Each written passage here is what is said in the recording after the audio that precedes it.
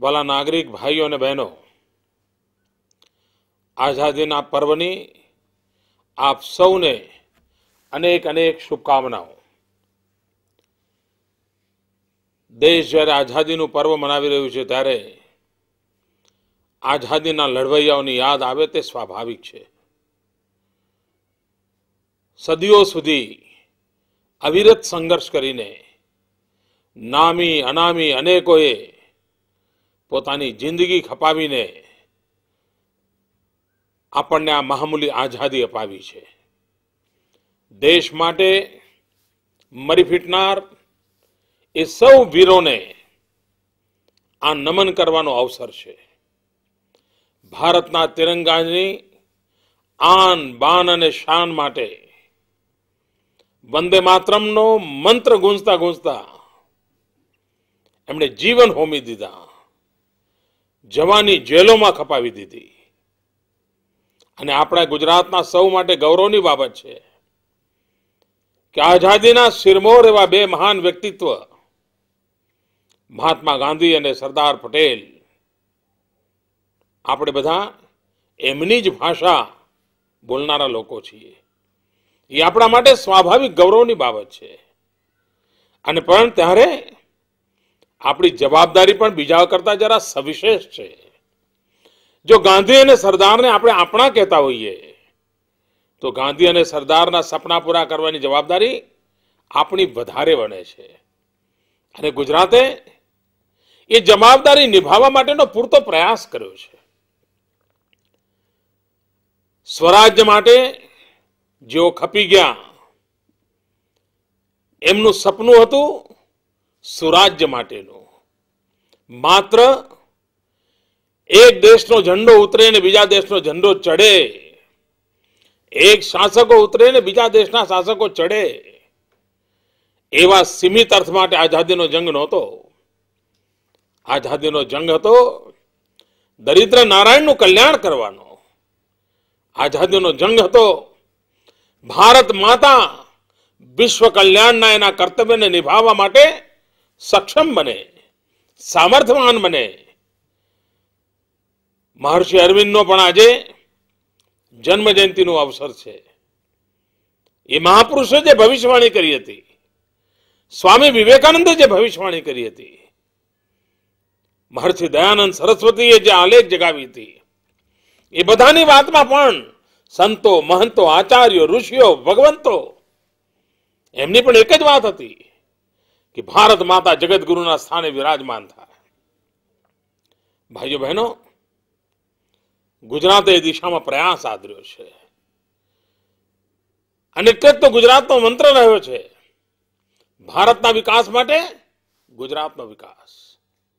આજે દેશમાં 65% કરતા વધારે જનસંખ્યા 35 વર્ષથી નીચેની ઉંમરની છે. આપણે કેટલા મોટા ભાગ્યશાળી લોકો છે કે એવા કાળખંડમાં છીએ જ્યારે હિન્દુસ્તાન આખું યુવાનોથી ધમધમી રહ્યું છે. જે દેશ પાસે આટલી મોટી સંખ્યામાં યુવાનો હોય એ દેશ દુનિયાને શું ના આપી શકે. ગુજરાતે એક નાનકડો પ્રયાસ આદર્યો છે. સ્વામી વિવેકાનંદજીની 150મી જયંતિ યુવા વર્ષ તરીકે મનાવીને ગુજરાતની યુવા શક્તિને, એના કૌશલ્યને, એના બાહુબળને, એના બુદ્ધિબળને અનેક તકોથી નવાજવી. અને એક વાર નવજવાનને તક મળે તો નવજવાન નવસર્જન કરવા માટે સામર્થ્યવાન હોય છે. એના માટે એક મોટું અભિયાન ઉપાડ્યું છે. હમણાં એક કાર્યક્રમ કર્યો આપણે, એમ્પાવર. આધુનિક વિજ્ઞાનને અનુરૂપ ગુજરાતનો ગરીબમાં ગરીબ નવજવાન કેવી રીતે તૈયાર થાય, ઇલેક્ટ્રોનિક મેન પાવર. અને ઇલેક્ટ્રોનિક મેન પાવર માટે એક પ્રકારે નજીવી રકમે અને મોટા ભાગના લોકો માટે તો મફતમાં, દીકરો હોય કે દીકરી, information technology, computer, social network, આ બધી બાબતોને જાણતો થાય. વિશ્વના બદલાતા જતા પ્રવાહમાં એ જરાય નાનપના અનુભવે પાછળ ન રહી જાય. ભલે 5મું 7મું ભણેલો હોય તો પણ આ જ્ઞાને પ્રાપ્ત કરી શકે એના દ્વાર ખોલી નાખ્યા. આ આઈટીઆઈનો વિદ્યાર્થી હોય, લોકો એને કેવી રીતે જોતા હતા, એનું સન્માન કેવી રીતે વધે. અરે શ્રમ એવ જયતે કહેનારો દેશ આ પ્રકારનો આઈટીઆઈના વિદ્યાર્થીઓનું પણ ગૌરવ કરવા માંગે છે. અમે નિર્ણય કર્યો કે 7મું કે 8મું ભણેલો વિદ્યાર્થી જો 2 વર્ષ આઈટીઆઈ કરે ને 10મા બરાબર ગણવો. 10મા સુધી ભણેલો હોય અને આઈટીઆઈના 2 વર્ષ કરે તો 12મા ધોરણ સુધી ગણવો. અને એને ડિપ્લોમા એન્જિનિયરિંગ ભણવું હોય, ડિગ્રી એન્જિનિયરિંગ ભણવું હોય તો એના માટે દરવાજા ખોલી દીધા. અરે ગુજરાતના નવજવાનોને તક આપવી છે, અવસર આપવો છે, એના માટેની મથામણ આદરી છે. ભાઈઓ બહેનો, સમગ્ર દેશ આજે દુષ્કાળના ઓળા નીચે છે. ગુજરાતે ગયા 10 વર્ષમાં પાણીનું ખૂબ સુખ પ્રાપ્ત કર્યું. ઈશ્વરે મહેર કરી. જ્યાં જોઈએ, જેટલો જોઈએ, જ્યારે જોઈએ એટલો વરસાદ પડ્યો. આ વખતે ઈશ્વરે આપણી કસોટી કરી છે. ઘણીવાર એમ લાગે કે ઈશ્વરની કદાચ ઈચ્છા એવી છે કે ગુજરાતના લોકો ભૂલી ન જાય કે પાણીનું મૂલ્ય શું છે. પાણીની વિપુલતા વચ્ચે ગુજરાત જીવવા માંડ્યું તો પરમાત્માને પણ એમ થયું ના, એકવાર જરા કસોટી કરીએ. ભાઈઓ બહેનો, ઈશ્વરની આ કસોટીમાંથી પણ સરકાર અને સમાજ સાથે મળીને આપણે પાર ઉતરીશું. અબોલ પશુઓની ચિંતા કરીશું. ગામડાનો, કિસાનની, ગરીબની એ ચિંતા કરવામાં પાછી પાની નહીં કરીએ. પણ દુષ્કાળ સામે લડવામાં પણ મોડેલ બનાવીશું. સર્જનાત્મક ઉપાય શું હોઈ શકે? નિર્માણનું નવું પ્રકરણ એ પણ દુષ્કાળમાંથી કેવી રીતે ઊભું કરી શકાય. ભૂકંપની ભયાનક મહા હોનારતને પણ આપણે અવસરમાં પલટી શક્યા હતા. તો દુષ્કાળને પણ જળ સંચયના સાધનો વિકસાવવામાં, પાણીનું મૂલ્ય સમજાવવામાં, ઘાસનું તણખલું બચાવવા માટે, અબોલ પશુઓ માટેની સંવેદના જગાવવા માટે, ગરીબ કિસાનોને કલ્યાણને માટે આપણી આખી શક્તિ કેમ ન જોતા રહીએ. અને મને ગુજરાતની સેવા વૃત્તિ પર ભરોસો છે. દરિદ્ર નારાયણની સેવાને વરેલો, અબોલ જીવોની જીવદયાને વરેલો ગુજરાતનો નાગરિક કોઈ પાછી પાની નહીં કરે. ગુજરાત સરકારે ગયા 1.5 મહિનાથી લગાતાર પૂરી શક્તિ એમાં કેન્દ્રિત કરી છે. હું જાતે એક બાબતનું નિરીક્ષણ કરું છું. હું જાતે એમાં ઇન્વોલ્વ થયો છું. મારે મન અબોલ પશુની સેવા હોય કે ગામડાના ખેડૂતની સેવા હોય, મારી પ્રાથમિકતા છે. મારી શક્તિ પૂરી એમાં લગાવવાનો છું. સંકટના વાદળો વચ્ચે પણ આશાનો સૂરજ લઈને પ્રગટવાનો અવસર ગુજરાતના આંગણે આવી શકે છે. એ સંકલ્પ કરીને ચાલુ છે. ભાઈઓ બહેનો, ગુજરાતે ઔદ્યોગિક વિકાસ કર્યો છે. ગુજરાતે નર્મદાનું પાણી પહોંચાડ્યું છે. આજે જો નર્મદાનો ડેમ, ઘણીવાર એમ વાત લાગે કે જો ભારત સરકારે આ નર્મદાના ડેમ પર ગેટ મૂકવાની રજા આપી દીધી હોત તો આજે જેટલું નર્મદાના ડેમમાં પાણી છે ને એના કરતાં 3 ગણું વધારે પાણી હોત. અને જો પાણી 3 ગણું વધારે હોત તો આ ભયંકરમાં ભયંકર દુષ્કાળ આવે તો પણ આપણે જરાય ચિંતામાં ન પડ્યા હોત. ખેર, હજુ આપણો પ્રયત્ન ચાલુ છે કે સરદાર સરોવર ડેમ પર ગેટ મૂકવા માટેની પરવાનગી મળી જાય. અને ભારત સરકાર ગુજરાતના ખેડૂતોની, ગુજરાતના ગામડાની, ગુજરાતના બોલ જીવોની આ લાગણી સમજશે અને જરૂર આપણને વેળાસર આ ડેમની ઊંચાઈ વધારવા માટે અને ગેટ મૂકવા માટેની પરમિશન આપવાની વિધિ પૂરી કરશે. તો આપણે પાણી બચાવી શકીશું. અને જો પાણી હશે તો ગુજરાતના ગામડે ગામડે તળાવોએ ભરવાનું કામ આપણે પૂર ઝડપે ઉપાડીશું. અને પાણી હશે તો ગુજરાતનો ખેડૂત પસીનો પાડે એવો છે, મહેનત કરે એવો છે, આપણે એમાંથી બહાર આવીશું. ભાઈઓ બહેનો, ગુજરાતના ઔદ્યોગિક વિકાસ થયો છે. અને ઔદ્યોગિક વિકાસનું પરિણામ એ છે કે ગુજરાતમાં રોજગારીની તકો વધી છે. હમણાં ભારત સરકારે આંકડા બહાર પાડ્યા કે સમગ્ર દેશમાં ઓછામાં ઓછા બેરોજગાર લોકો હોય તો ક્યાં છે? ગુજરાતમાં છે. આખા દેશમાં બેરોજગારી વધતી જાય છે, ગુજરાત રોજગારી વધારતું જાય છે. આ બંને ફરક દેખાય છે. ભાઈઓ બહેનો, વિકાસને આપણે હરણફાર ન ભરી હોત ને તો આ સંભવ ન બનત. એ વાત સાચી છે. કેટલાક લોકો છે જેમને ગુજરાતનો વિકાસ જોવો જ નથી, જેને જોવો જ નથી એને જગાડવા માટે આપણે મહેનત કરવાની જરૂર પણ નથી. આપણે તો વધુ સારું કરીને સામાન્ય માનવીના કલ્યાણની દિશામાં પાછી પાની નથી કરવી, એ જ આપણે કામ ઉપાડ્યું છે. ભાઈઓ બહેનો, આજે ખેતીલાયક જમીન વધે ગુજરાતમાં, આ સમગ્ર દેશને આનંદ થાય એવી વાત છે. ગુજરાતમાં 2001 પહેલા જે જમીન હતી ખેતી લાયક, એમાં આપણે 37 લાખ હેક્ટરનો વધારો કર્યો છે. 37 લાખ હેક્ટરનો. અને 37 લાખ હેક્ટર જમીન વધી છે કારણ પાણી પહોંચાડવાના માટેના પ્રબંધ કર્યા છે. આ દેશના કૃષિ વિકાસમાં મોટું આપણું યોગદાન છે. એ યોગદાન આપણે પૂરું પાર કર્યું છે અને આ જ ભૂમિકાથી આપણે આગળ વધી રહ્યા છીએ. તેથી જ ભાઈઓ બહેનો, કૃષિ વિકાસની દિશામાં, ઔદ્યોગિક વિકાસની દિશામાં, શિક્ષણના વિકાસની દિશામાં, હ્યુમન ડેવલપમેન્ટ ઇન્ડેક્સની ચિંતા કરવાની હોય તેની બાબતમાં આપણે જરાય પાછી પાની કરી નથી. આજે ગુજરાતના ગામડામાં સખી મંડળોનું નેટવર્ક બનાવ્યું છે. ગરીબમાં ગરીબ બહેનો આર્થિક પ્રવૃત્તિ કરતી થાય અને મને વિશ્વાસ છે આ દુષ્કાળમાં સખી મંડળની બહેનો એક નવી તાકાત બનીને ઉભરશે. સખી મંડળની બહેનો ગામડાની સમસ્યાના સમાધાન માટે પોતાના હુનર દ્વારા, પોતાના સંગઠન દ્વારા, સરકારની મદદ દ્વારા એક નવું નેતૃત્વ પૂરું પાડશે. જેમ માતા નર્મદા, આ પહેલો દુષ્કાળ એવો હશે જે દુષ્કાળની સામે માતા નર્મદા જંગ કરતા હશે. એમાં પહેલો દુષ્કાળ એવો હશે કે ગુજરાતના ગામડાની સખી મંડળની બહેનો આ સંકટમાંથી મુકાબલો કરવા માટે એક નવી તાકાત બનીને ઉભા હશે. આ બધા નવા આયામો છે જે સામાન્ય માનવીને નવો વિશ્વાસ આપે છે.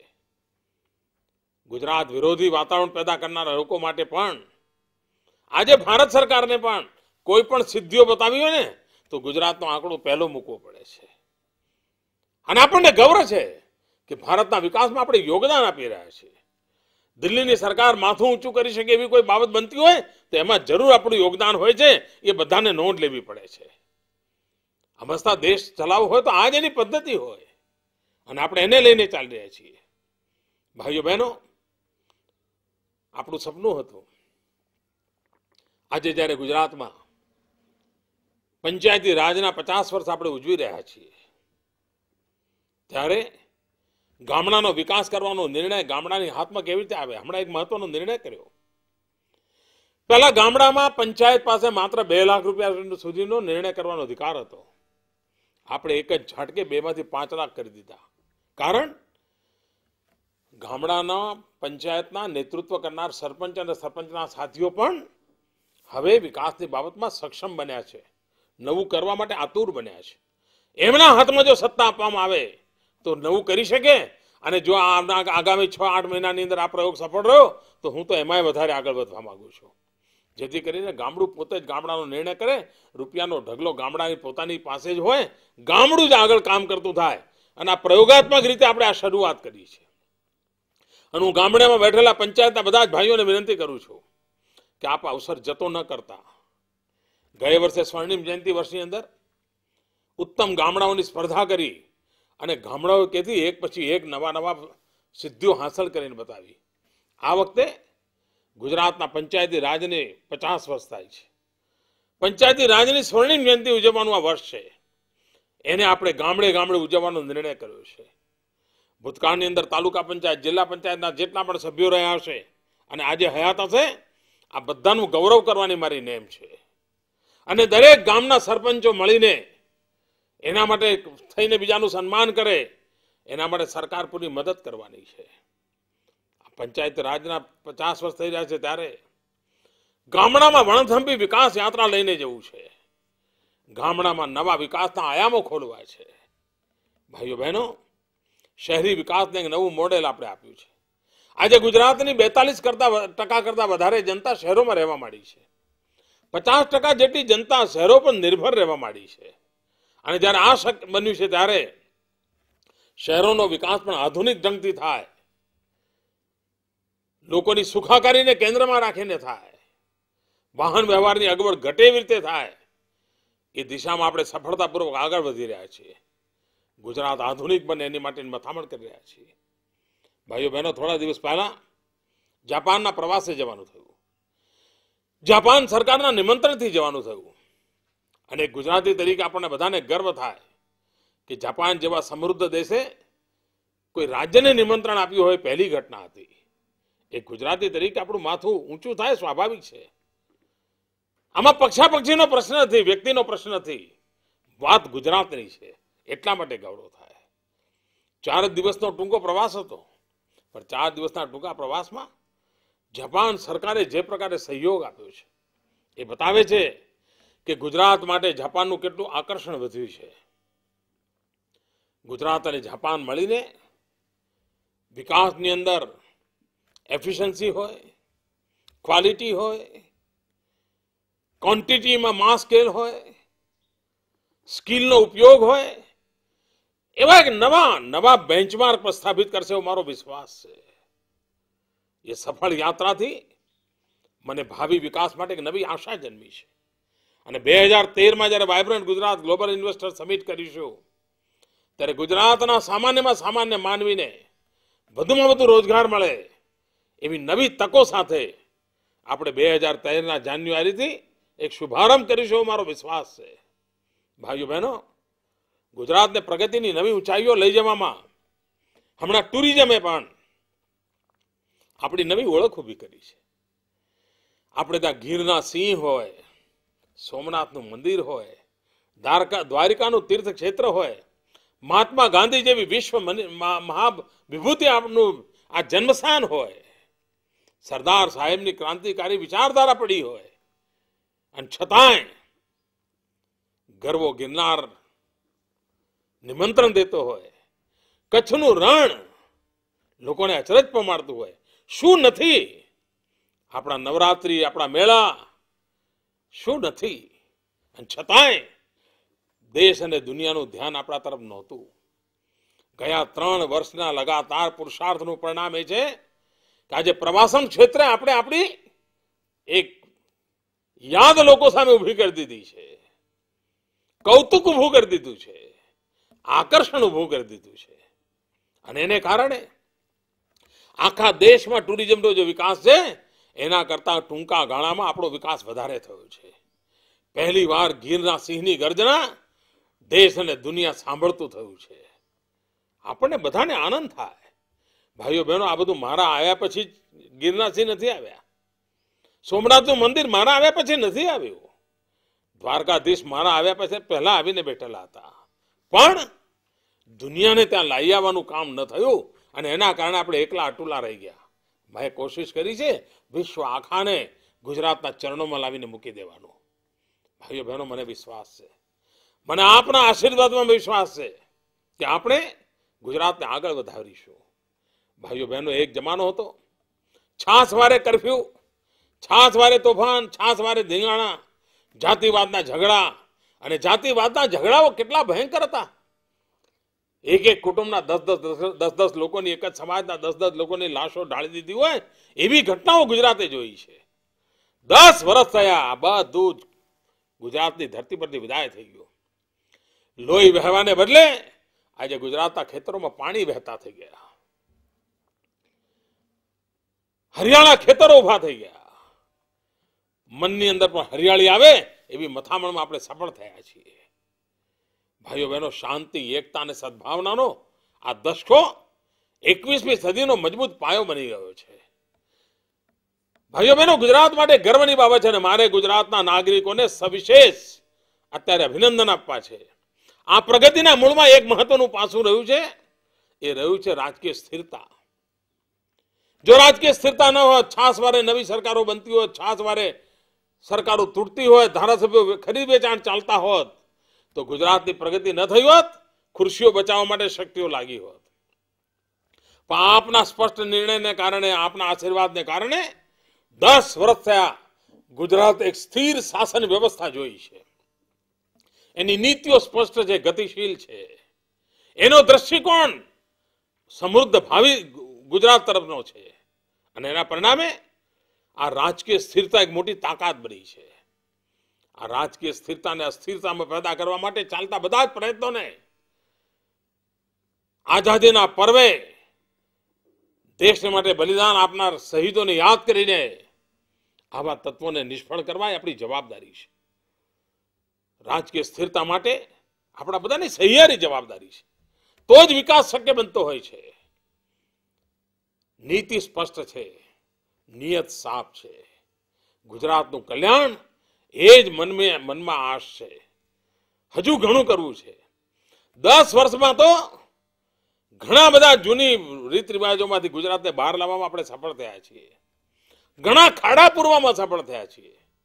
પણ હજુ તો ગુજરાતની ભવ્ય ઇમારત માટે નવા સપના સાથે, નવા સંકલ્પ સાથે, નવા ઉમંગ સાથે, નવા ઉત્સાહ સાથે નિત્ય નૂતન પ્રયાસ કરતા રહેવું છે. અને એ સંકલ્પ લઈને હું નીકળ્યો છું.